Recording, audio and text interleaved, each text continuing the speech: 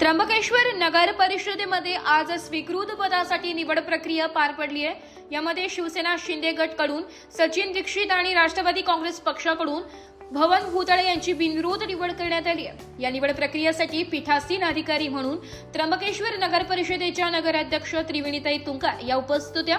त्यांच्या अध्यक्षतेखाली ही निवड प्रक्रिया पार पडली आहे। यावेळी शिवसेनेचे गटनेते प्रशांत गायधणी, राष्ट्रवादी काँग्रेसचे गटनेते नितीन रामायणे तसेच भारतीय जनता पार्टीचे गटनेते कैलास नाना चौथे यांच्या संगणमताने ही निवड करण्यात आली आहे।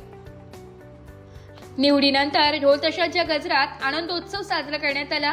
मिरवणूक काढून भारतरत्न डॉक्टर बाबासाहेब आंबेडकर यांच्या पुतळ्यास अभिवादन करण्यात आले।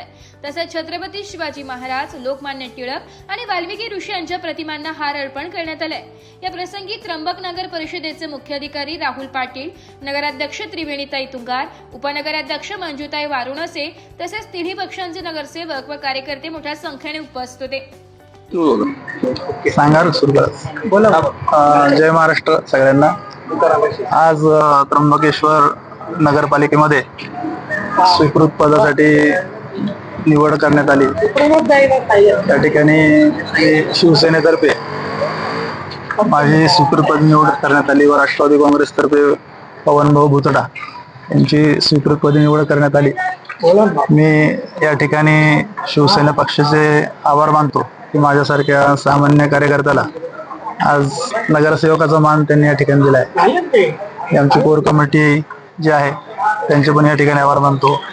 भूषण भाऊ अडसरे असतील, बाळाभाऊ सोनवणे असतील, त्याचप्रमाणे संजू भाऊ कदम असतील, या सर्वांनी, प्रशांत भाऊ गायधनी आहे, अनिल जोशी आहे, यांची सगळी कोर कमिटी यांनी आम्ही एकमताने 5 मिनिटात फक्त स्वीकृत पदाचा निर्णय या ठिकाणी घेतला आणि माझ्यासारख्या सामान्य कार्यकर्त्याला नगरसेवक होण्याचा मान शिवसेना पक्षाने दिला। त्यासाठी मी शिवसेना पक्षाचे आभार मानतो।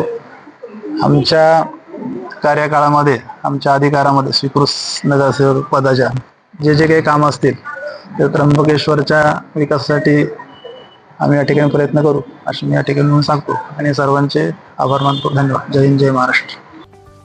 नाशिक लोकशाही न्यूजसाठी प्रतिनिधी वैष्णव घोलप, त्र्यंबकेश्वर।